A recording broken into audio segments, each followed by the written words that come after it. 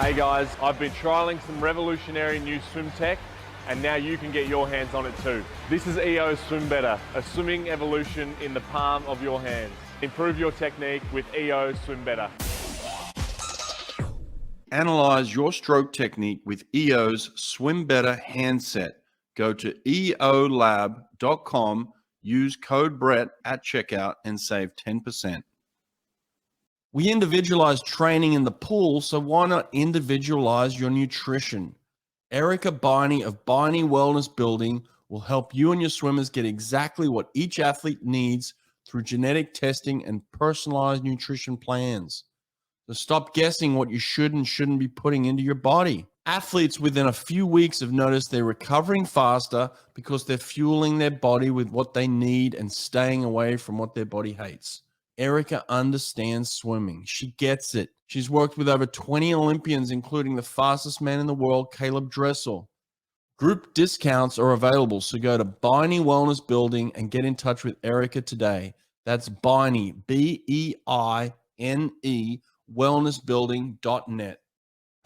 All right, sitting here with Michael Andrew. How you doing, buddy? Good. We gotta get you a clapper. Like a clapper, you like write down the names. Yeah. No, this is great. Welcome to my home. Here in sunny Encinitas. Not super sunny out, but it'll be a fun chat. Yeah, appreciate it. We just had our little throwdown and we're gonna sit here and have a barbecue, a little chat as well with the family, and appreciate you inviting us to the house. But man, so it's been a week now. Trials have just gone, and I'm sure you've gone through a range of emotions. Where are you at right now with it? Good. Everything's stable. I think this was interesting. I kind of going back to the night of the meet, kind of recapping and closing off. The emotions hadn't hit me until I was sitting in the ice bath after the team was kind of being announced. So I remember hitting the wall 1/100th of a second. Obviously adrenaline is high, everything is there. I knew before the 50 free that I had to be top 2 in order to secure my spot, and I would get the 3 events, 50 free, 50 fly, 50 breast. And I remember hitting the wall, seeing Jack Alexi had out-touched me by 100th, had a great swim as well and had won that. And in my mind, the first thought was, okay, like, darn, but also good for them. So there's some photos of it post-race. You can see me praying afterwards. And the reason I did that was because I recognized going into the race, whether I come last or first, and this is a thought process I've had my whole career, is I have to be willing to, one, accept the results, but be grateful for them. And that's something that's kind of hard to do when you realize you just missed making a world champs team by a 1/100th of a second split. But I think that heart position or mental shift had given me the opportunity to, one, congratulate the guys and be a good sport. But then, you know, as time went on, what really hit me and what was the hardest was all my friends and teammates and then coaches were coming up to me afterwards saying like, hey, we're sorry for you. And I remember breaking down and cried a bit in the ice bath. So there were a few physios and some coaches that had seen that. And I just I had to bury myself. So I dipped under the ice and sat there kind of underwater for about a minute or two, just crying, like letting out, screaming while everyone's around doing their thing, celebrating. And then, you know, that's when I was able to kind of feel it and process it. And over the last week has been good. You know, we came home and I love being home because it's where my community is at. My friends are here. And so I spent the last week really not thinking about swimming as much and focusing on the relationships and the fact that at the end of the day, as much as my, you know, earning potential and all that is dictated on making these teams and doing well, life goes on and I'm still loved. And so that was nice to just surf, play a lot of pickleball, went golfing, like get my mind off of things. And now I'm back in the pool. Today was day 1. You were part of our second session, you know, with our little swim. And so it's nice that I have kind of a fresh perspective and, you know, the silver lining of it all, and we'll dive more into this, but I think there's really a huge blessing that can come out of it if I'm willing to see that and take advantage of it. Yeah.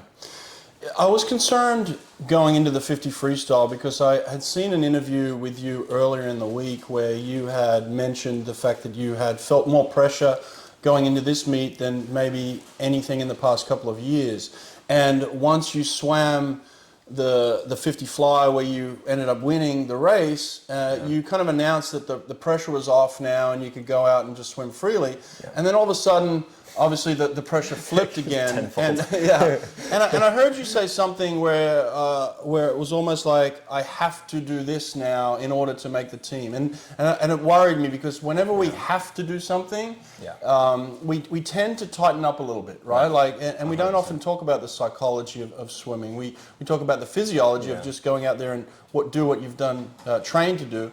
But the psychology can play into this as well, especially in a 50 freestyle. Do you think that affected you in any way in this one? 100%. I think obviously it's multifaceted. I think when it comes to executing the perfect race and making a team like that, there's a lot, whether it's, physical preparation, mental preparation, emotional health, rest, whatever. But yeah, it was a bit of a weird week. And that was something I kind of, looking back, I realized too, the way I spoke during the week and spoke to my friends and the things we heard and the things we saw happening all week, we were like, this is a really weird trials. What in the world is happening? This is like kind of bizarre. And I think, if I'm honest with myself, you go back and you think, okay, there's certain things that I could have approached the situation better in the moment and also months prior to be ready for that and understanding even just selection criteria and regular procedure, that we could have eliminated a lot of those things. But at the same time, when you're in the moment, you can't go back in time. You have to be able to stand there and take it face on. And we did that and fell short. And so I think that's the beautiful thing about swimming and sport in general. And you see this in every other, avenue of life, whether it's work or whatever, is like there's performance pressures, and I think those pressures are great. That's why sometimes I get like I don't want to use like I think the world of mental health we live in, there's an issue and there's things that need to be spoken about, but also the reason athletes are so adored and looked up to is they're the ones that find a way to kind of work around that and figure out, how do I perform under this pressure? I think that's kind of what sets us apart isn't just the physical aspect and the fact that we can do things normal people can't.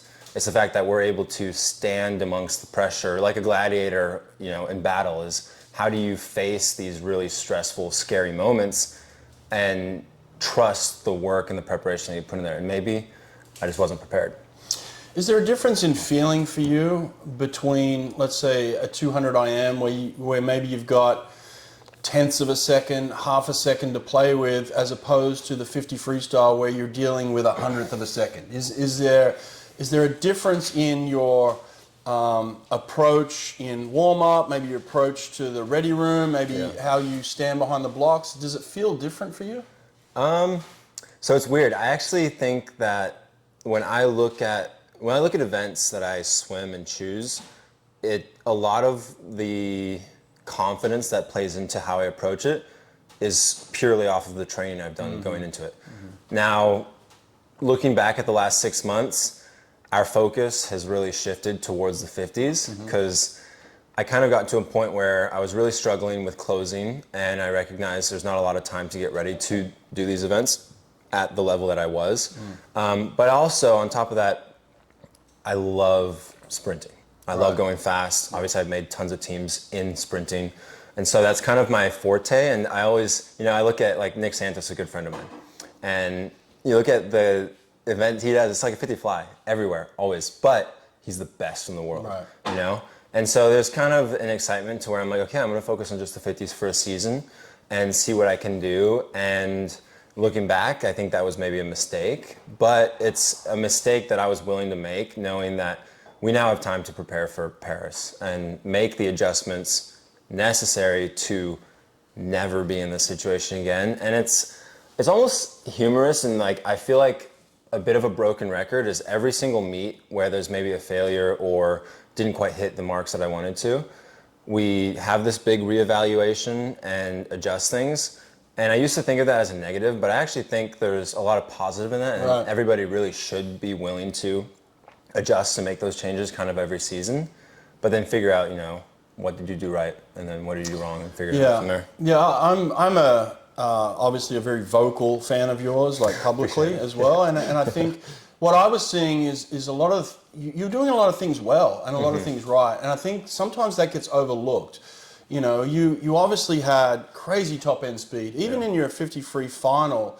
It felt like to me you were closing so fast that 2 more strokes and you would have won that race, right? Like so, or even a better finish. Yeah, there's just there's some beautiful things in there. So is it okay for you to reevaluate that in the context of missing the team and having the disappointment, but saying I did some things really well too? Yeah, well, I think that helps a lot. So I think had I gone to nationals and not won the 50 fly, not come second in the 50 breast, and not been in the mix in the 50 free, I would be much more disappointed knowing, okay, like, I actually just sucked. Right. I think what was more, not painful, but more confusing is like, darn, I swam really well. Yeah. I'm top 4, top 5 in the world in every event I swam. Yep. And, well, minus the hundreds, that was a different story. But I can look back and be like, okay, like I performed, I just didn't perform to the standard that I'm capable of and also expected via whatever, you know, sponsors, fans, friends. Right. And so I think that kind of gives me a little bit of a like, okay, I was right there, but I need to do some more, which helped me a little more mentally kind of evaluate and realize, okay, it's not, but at the same time, it is my fault, you know, like I just missed the team. Well, I like that. I like the fact that you're putting it on your own shoulders. You know, like even when I was an athlete, I felt like when I was at my most effective was when I was reflecting on myself first. Yeah. Right. Like you look at yourself first and say, what could I have done better? Number one. And then you look out and say, all right, you know, with your teammates, you know, obviously your father is your coach. You say, all right, coach, let's sit down and evaluate where we both could have been better. Right. As number two. Yeah. But the number one is yourself. And I like that aspect. While we're on the 50 free and speed, it's hard not to notice the thing sitting on the wall back there. That 20.7, what does that mean to you? So it's funny, this is something I've never been one to publicly display goals. A goal of mine, a huge one, is to be a 20.7. So there's only been 2 guys in the world to ever go under 21.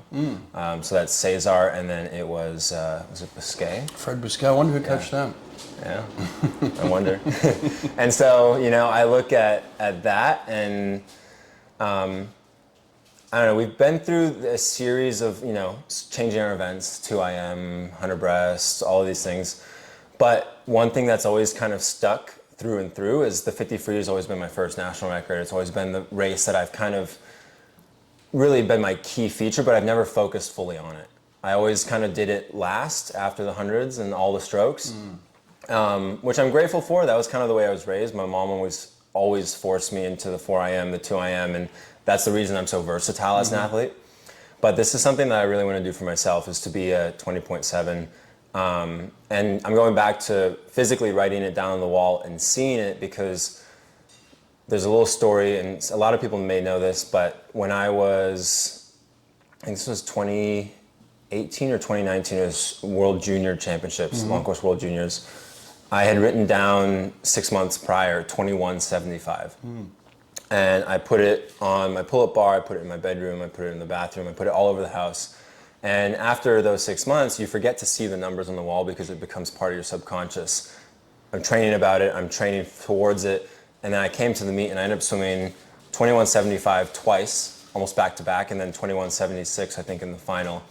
And so it was just maybe a coincidence, but something that, you know, your mind is so powerful. And so part of this is putting it up, just seeing it so that I believe it. And then every day I'm reminded why I go to the pool. So we're looking at that, 20.7. Let's just say the world record itself, right? 20.91 is the world record. 20.7 is very, very fast. So in terms of, you know, being on track for that, what are the things that you feel like you're doing well with your speed right now, especially in your 50 free? I noticed the stroke change in the past couple of months, which has been highly effective. Thank you. You know, and then where are you lacking? Where are you still off a little? So I think it's kind of funny. I feel like my 50 free is something I execute everything all right. The only things I'm very elite at is always my top end speed. Right. So across the surface, across the water, I can beat anyone in a straight line.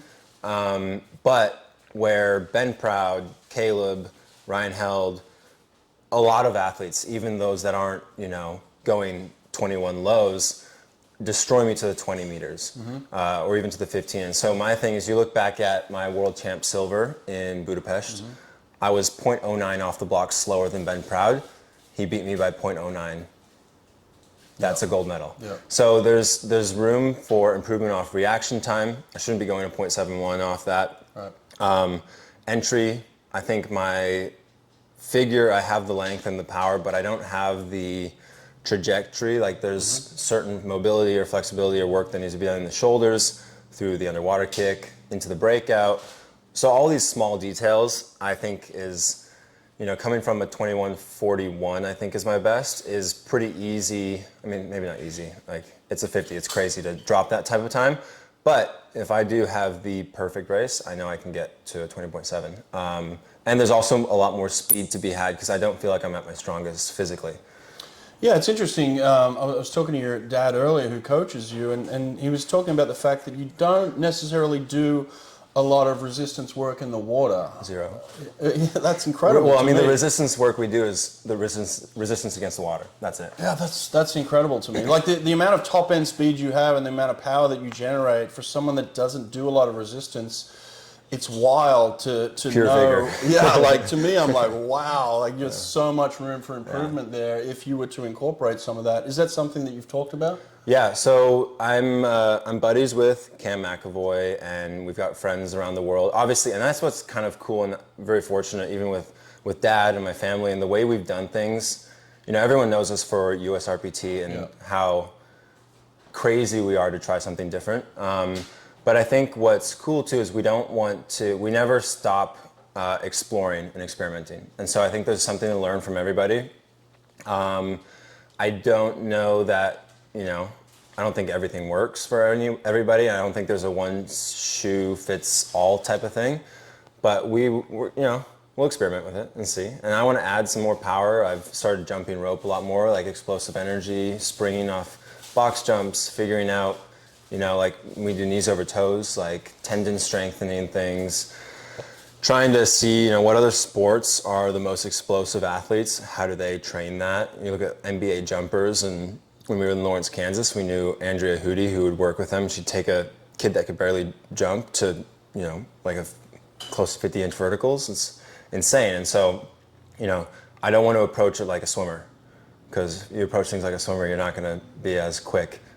So I got to take those land components and figure out how to implement them, but then translate it into the water. Yeah. And that's the difficulty. Yeah.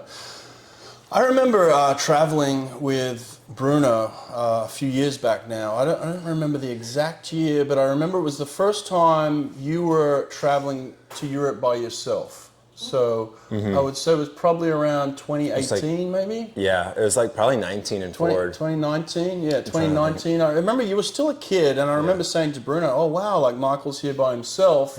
That's really cool. And I remember just watching you and observing and just seeing the professionalism you had back then, but seeing the life change that you were going through of like really figuring out this on your own, for the first time.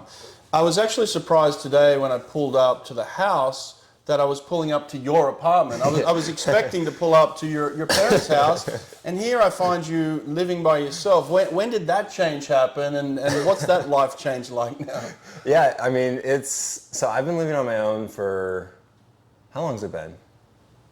I got my parents in the background. 3 years? 3 years? Yeah. Oh, wow. It's been a while. 3 years. I mean, it's been on and off. There's been seasons of like my sister coming in to live with me and our parents. It's like, family stuff. Yeah. And so I've been pretty solo, but I think what's nice is looking now is like I'm very solidified in my manhood or this adulthood. I still get really proud of myself when I make a dinner that's really nice, and I'll post it on my stories. You guys always see that, the steaks. And so that's me just being like, okay, I made it. But no, it's been a while. And I think that's what's kind of funny is like even you bringing that up and pointing it out is like, I think people still look towards the Andrew family and this thing as a family only type thing. And it is, it's family, but I also, am my own individual. And there's a lot of things that I've been able to kind of, I've had to take ownership of. Otherwise, I wouldn't continue to get better. And I think there's things that I can still be doing a lot better, obviously, and it shows. And so that's kind of something that's nice, that as a family, we're able to come around each other and pick each other up out of a darker season and figure out, okay, like, how do we move forward and support one another, as well as giving you the space to, like, do you and have relationships outside of swimming. Right. Because that's what I think too. It's kind of funny almost. Like, I remember doing an interview with SwimSwam out when I had made the world's team, and I had made a comment about people will always kind of question how much fun I'm always having, and it's like, if I can continue having fun doing what I'm doing and still be making teams and swimming fast, like, I'm always going to take that lifestyle over just being so focused on swimming all the time. And you look at what that does to athletes, and I think when someone's so focused always constantly on that performance side of things, it destroys your emotional health. And so yeah, I'd much rather have balance, and then it's nice being able to do it with this kind of setting. Tired of settling for less than the best with your team's Dryland program? SwimStrong Dryland is the answer you've been looking for. With world-class Dryland programming for every age group, customized to fit your team's needs, nutritional coaching and education centered on the latest evidence-based research, leadership training and character development to promote an athlete-driven culture, sports psychology education and mental skills training, coaches' corners to promote collaboration, data-driven performance analysis, and an unrivaled family of athletes, coaches, and teams, Fast Swimming starts here. Former swimmers looking for a way to give back to the sport in New York City? Reach out to Imagine Swimming. Since 2002, they've been the premier Learn to Swim school with international and American staff, including Olympic champions Anthony Irvin and Eric Beine. Imagine Swimming offers infant to adult classes, plus competitive team options, water polo, and an artistic swimming club coached by an Olympic silver medalist. With flagship locations across Manhattan and Brooklyn, Imagine is always looking for the next generation of swimmers to pass on their knowledge and passion for swimming. I wanted to chat with you, straight after this all happened and really get to the bottom of it. And I remember you sent me a text like, hey, I'm going surfing. I was like, good for you. That's awesome. That's kind of where that balance comes in. That was with your live feed breakdown, right? Yeah. I was like, I might get him on. And I was like, I'm going surfing. I was like, good for you. That's awesome. But, I asked your dad this question earlier, what's it like between the balance between being dad and being coach? And his answer was unique to him, but what's it like for you for him to be your father, but then also be your coach? Yeah, well, I think every season's different. I think we face new challenges, and I mean, it may be a vague answer, and we're always learning. But the thing that I always come back to and I always recognize is nobody loves me more than my parents. And especially my dad, because I feel like we've worked so closely on this. He's been my coach since I was 9 years old. And so, especially in the days where I feel maybe unloved or unheard, I still remind myself, like, damn, everything I have right now and the results I have and the ability to live in this house and to swim and to do this is because my parents had sacrificed so much in the early days. And so I think having that perspective, gives us the opportunity to kind of shift through any BS that comes along, because there's a lot of it. A lot of it, man. I hear it on the outside, so I don't know what it's like on the inside. You deflect a lot of it, but I hear a lot of it. You guys do get a lot of criticism, and I think it's easy. Like, you're easy targets because you turned pro at 14, so you just go against the grain of what everybody thinks you should do and how you should do it. And I was telling your dad earlier, I was like, I wish my son looked at me the way you look at your dad. I wish I had that relationship with my son. And this is where, like, people who don't know you or throw stones at you guys don't realize, like, there's nothing that could come between this bond that you guys have. Ultimately, this is a swimming thing, but family's the number one thing for you. Well, and I think that's what's really, I would almost say, sad and kind of confusing for us. You look at, and we hear all the negative things. Like, as much as you want to stay off of SwimSwam and not read the comments and all this, you still hear whispers. You know what's being said. And I have friends that, support me through it all. And it's kind of funny, like, those, as much as, like, I feel like we have 5 supporters to every 1 hater. But the 1 hater is so loud and it sits in your head. And I almost, the way I try and deflect it is I recognize that the people that are saying things, one, they're saying it out of a place of probably hurt. I have no idea what they're going through. Right. And, at the end of the day, it doesn't affect me because, they're not the ones sitting in the chair doing the work or standing on the podium or whatever.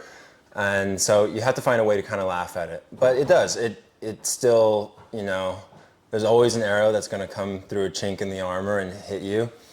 But that's why it's important to talk and to be vocal about it and recognize, okay, we have feelings and people say stupid things and it bothers the heck out of you, but you move on because you recognize they're just sitting on the couch. Well, one of the interesting things that I hear a lot is like, oh, Michael Andrews' training sucks. He needs to do this and he needs to do that. I'm like, well, how many of you have actually gone and watched a practice?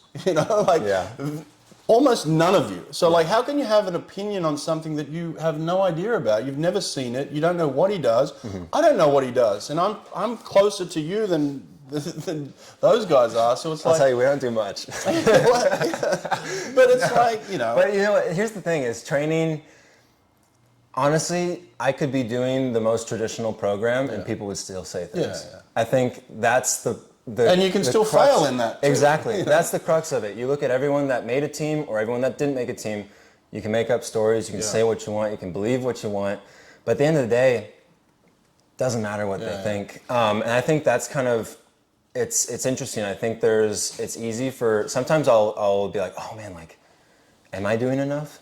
And it's only because I'm listening to the noise. But at the end of the day, I need to look back at some of the things we have achieved, and maybe it's purely off of talent. Maybe I'm just really gifted and lucky. I don't think that's 100% true, but I think you're gifted. I don't think you're lucky. No, I think you're gifted, but 100%. That's okay. Yeah, and I think it's almost I'm trying to think how I would phrase this. Is you look at it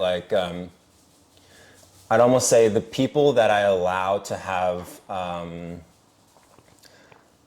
The words they say have more weight are the people that have either achieved it or been there or are in a position above what I've achieved. So it kind of, you look at it from a point of, okay, they know what they're talking about because they've been there. Right. And so I have to remind myself, man, the criticism is coming from people that just want to criticize and find joy in saying things that are hurtful or mocking, I don't know if that's the word.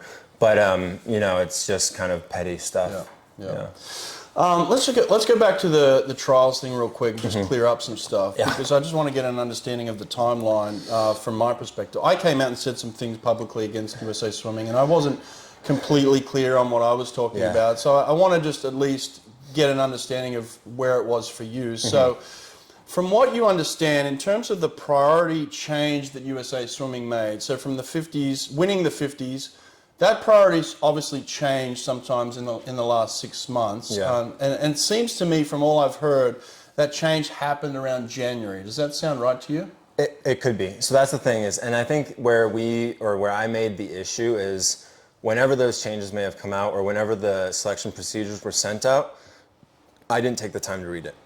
So they were sent out though? They were sent out before trials. I don't recall when. I could look through my email and see when they were sent out. Okay.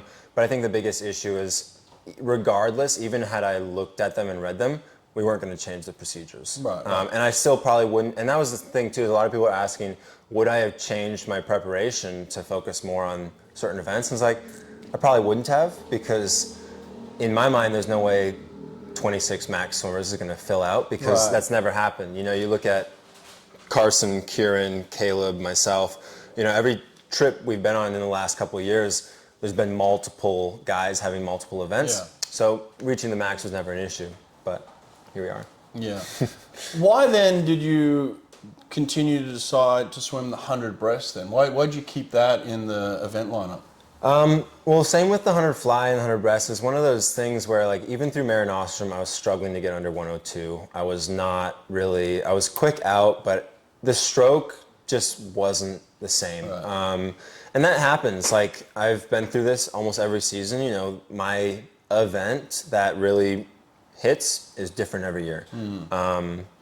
And so I kind of felt like physically my body just wasn't responding to that 100 breast. And in my head, I look at the 100 breaststroke as such a technical event that even if I'm not as physically prepared, and I, for whatever reason, on the day have this magical like feel in the water, which I had at Olympic trials and through the Olympics, I can still go really fast. But it wasn't. And so I was forcing it and it just didn't work. And so it's like kind of one of those things where I was like, I may as well swim it. Like I'm here and we'll give it a go. But yeah, no, I'm not really one to back down from doing the race. It's just definitely kind of went into it knowing like this wasn't the focus. Yeah. Yeah. This is a young team that they're sent to World Championships. You've been a young swimmer in the past who's made their first team. What would be your advice to the first-time teamers? First-time teamers. Well, I'd say this is a great trip to be on leading up to the games. I think, you look at USA Swimming and the way that the procedures are selected, and this is your opportunity to get international experience. So I think, when an athlete goes into an Olympic trials, there's way more fear than there is excitement and confidence on that pool deck. It's like palpable. And I think to the young athletes now facing world championships is like step into that fear, feel it. You're gonna race international people that you've never heard of. You're not gonna know how they swim their events. You may have watched their videos, but when you're standing next to them, it's different. I was very fortunate from a very young age to do World Cups and travel around the world all the time racing these guys. So I become friends with them. And, the moment you do that, you have less fear. Like I remember the day that I wasn't afraid of racing Bruno. Yeah. And the first time I raced Bruno, I was like, there's no way. Yeah. Like he's Bruno. Yeah. And I think that's really important is be able to like step up against these guys and recognize that you're there for a reason and that you've earned that spot. So just enjoy it. And then when you come to trials, like this is all, everything kind of leans towards Olympic trials. And I also this may be a hot take, but I also think that's kind of a sad realization in swimming. I think swimming is pretty far behind the curve in terms of, sports marketability and all of that is everything revolves around this Olympic cycle. And outside of ISL and things that were happening, I think it's time that we, stir the pot. Kind of make swimming a little more exciting. So we're trying, man. We'll figure some things out. Did you get selected for any other events other than obviously missing the World Champs? But did they pick you on any other teams? So when's this going to come out? This will come out. Good question. I don't know, actually. I mean, I was told not to post or anything, so I'm not posting. But probably a week from now. Yeah, USA Swimming won't watch this anyway. USA Swimming. Oh man. So I was selected so because I came third, I got the Pan Am spot in the 50 free. Yeah. But I declined it immediately just because I'm going to go to the World Cups and race in Berlin, Athens, Budapest, and it overlaps. I think Pan Am's is the 21st to the 25th, and then Budapest finishes the 22nd. Right. So it's one of these things where I was like, okay, I'd love to go to Pan Am's and win a medal and represent, but I could only go if I showed up late, and that's not great for team culture. Yeah. You seem like so well established in yourself as just a person. Like you kind of face the adversity, you deal with it, and you move on. Do you work with a psychologist of any sort? I would say so. I don't work with a physical psychologist, but I would say I think the reason that it's okay. So there's two things. I think the way I was raised. Yeah. So my parents have raised me in a way that I recognize my worth and value doesn't come from swimming. Right. Doesn't come from really anything in this world. I grew up in the church and I recognize that God's given me a gift to swim fast. And at the end of the day, whether that's taken away or not, the breath in my lungs and all of the blessings that I have come from God. And so it gives me the freedom to fail, knowing that at the end of the day, it's funny, you can say none of this matters. It matters. I care about it. And, right. You cry over it and you hurt and you mourn it. But it doesn't get you into heaven. It doesn't get you to a place where you are like, oh, wow, like I'm the man. Yeah. And so I think that's kind of given me a lot of freedom to experience that pain, but then also step out of it. And I think that's too something that's, you look at the mental health crisis and stuff, is people are so defined by what they do and the accolades they have and the people in their circle or whatever it may be, that we continue to pile stuff on our back and you can never climb out of it, because it's not something you can take off yourself. Yeah. And so I recognize that, and so I would say it's kind of funny, it's like God's my psychologist. Yeah. But I've spoken to friends and I've spoken to a lot of really wise people around the world, and you learn from everybody how to handle it and find hobbies. That's why I surf a lot and play pickleball and do all these things. So I realize if I'm enjoying my life, even amongst all the tragedies, like there's still joy. I'm still smiling and having fun. So, even watching all the teammates in Singapore, it's like, I love it here. Like, it's still beautiful out. Yeah, it'd be great to be in Singapore, but I'm having a great time too. Yeah, you'll get through it. Exactly. Are you gonna watch the World Championships? You think you'll sit and watch it? I don't know if I really ever watched swimming's pretty boring. So I'll like follow it. I don't know if I'll watch every race. There's certain races I'd love to watch for sure. Yeah, I'll tune in. I don't even know if I have. Will it be on Peacock or? I don't know actually. That's the hard. That's the other issue. Is it's so hard to watch. Like even now, I'm trying to watch the Wimbledon. I'm like, I don't have the right channels, and I'm obsessed with tennis. It's like the tennis TV doesn't get the rights to it. So I don't know. We'll see. So all right, last question. So you've raced all the top sprinters in the world. Yeah. Who's your pick to win the 50 free at the World Championship? Oh gosh. Okay, so Bruno's not swimming there, right? Bruno's he's not out. Mm-hmm. Bruno's out. So I raced with Ben in Mare Nostrum, and he was struggling there, but I know Ben and I know the way he trains, and he peaks well. He's really smart. Yeah. Yeah. Flow is looking good. He dropped a quick time at trials, and that was unexpected. I didn't think he was going to go much faster than what it was through Mare Nostrum. So I'm curious to see if he was like fully dropped down there, because he really didn't need to be, I think. Yeah. Although Maxime is on his heels. McAvoy's there. McAvoy was crazy, that 21.2. I think the hardest thing for Cam is going to be staying cool under all the pressure, because it's been a while. He's been out of that for a bit. But I also think at the end of the day, or not at the end of the day, but like he's probably coming into it with such a fresh perspective. And the fact that he did step away for, was it 2 years? Yeah. It proves that it maybe doesn't define him, or he could have just completely walked away and been okay. And so I think that'll give him a little bit of freedom to race. I like how you're logically working through this too. Yeah. That's how I do it too. So it's interesting. I know Ryan swam really quick at trials, but he'll also want to try and prove himself. So I think it's important that Ryan keeps a level head and recognizes he's put in a lot of work. And I know him and Herbie have been doing some really good stuff out at ASU. And so I say the winner could be anywhere between those four dudes. That's the big four, yeah. Yeah, that's your big four. Yeah. I don't know. And the hardest thing is I can't really make this statement because they're all friends of mine, like legitimately all friends of mine. And so I want all of them to take that place. I know Ben coming off of the win in last year's too, it'd be huge for him to repeat. But I have a weird feeling Flo might take it. Okay. I think Flo's in a really good place. He's been creating some cool content. He's been kind of is like reestablished himself. I think there was a season where he was like, what's Flo doing? Yeah. And he's an animal. He's a gamer too. I don't think most people give him credit for the fact that he went gold, silver, silver in 3 consecutive Olympics. That is like ridiculous. And then became a handball player. Races Ducatis. It's like, I want to be Flo. So, it's just they're all cool guys. They're all going to swim fast. What I am most curious about is the time. What time do you think will take gold? Do you think it'll be slower? I think the 21.2 mark is right on the money. I think Cam, if he could repeat that mark, I don't think it'll be faster than 21.2. No.